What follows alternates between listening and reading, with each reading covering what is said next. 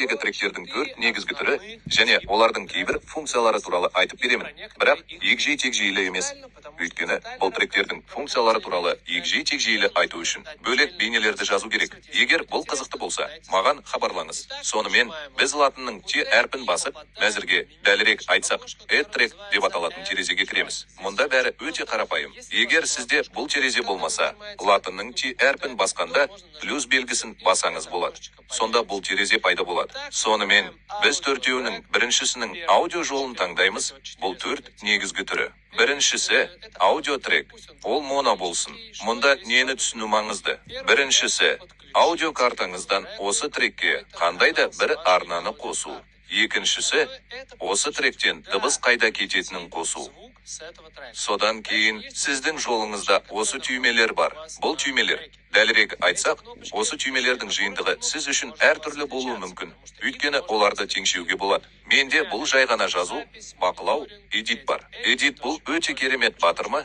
Оны басу арқылы сіз осы аудиотректің кеңейтілген параметрлеріне өтесіз. Содан кейін моно, трек немесе стерео индикаторы пайда болады. Содан кейін сізде жолақ режимі бар. Мен сізге бұл туралы да айта аламын.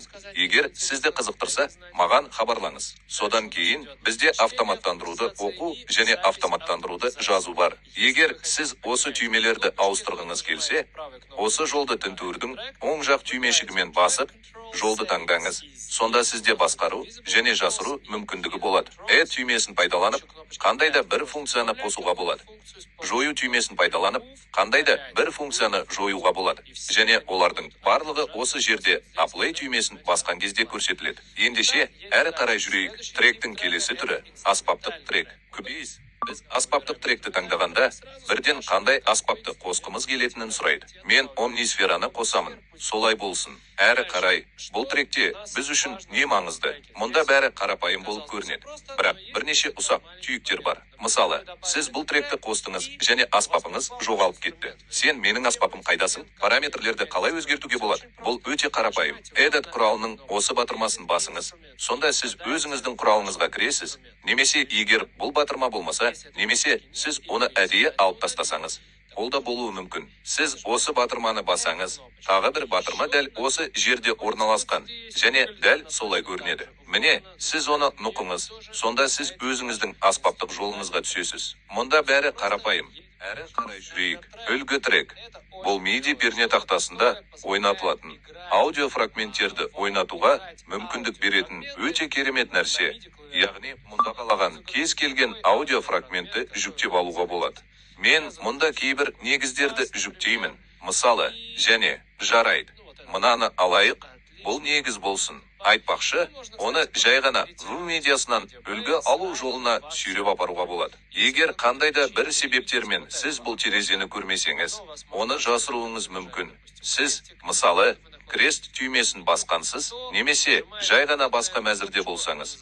Осы түймені басыңыз, ол Open Close Sampler деп аталады. Оны басып, аудиофрагментіңізге өтіңіз. Содан кейін сіз жай ғана дыбыстарды, дәлірек айтқанда, ноталарды ойнау үшін ойнай аласыз. Ноталар сіз жүктеген дыбысқа кез келген нотаны бере аласыз. Бұл өте қарапайым, өте керемет. Бұл жерде бір маңызды мәселе бар. Сонымен қатар, егер ол қызықты болса, мен сізге айта алатын барлық басқа функциялардан басқа.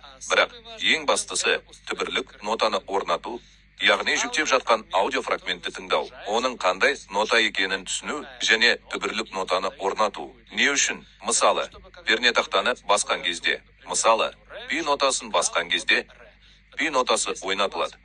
Өйткені, егер сізде басқа түбірлік нота орнатылған болса, сіз өзіңізді шатастырып, дұрыс емес ноталарды ойнай аласыз. Келесі трек, MIDI трек деп аталады. Міне, ол MIDI трек. Біз MIDI трек қосамыз, ал MIDI трек не үшін қажет? Үшін, оның негізгі, дәлірек айтқанда, міндеті кейбір командаларға, мысалы, сыртқы құрылғыларға, немесе ішкі виртуалды құрылғыларға, немесе басқа тректерге пәрмендер жіберу. Сондықтан, оны әуендерді жазу үшін трек ретінде пайдалану өте ыңғайлы емес. Ең алдымен, сіз бұл жерден жүктеп алғыңыз келетін құралды таңдай алмайсыз.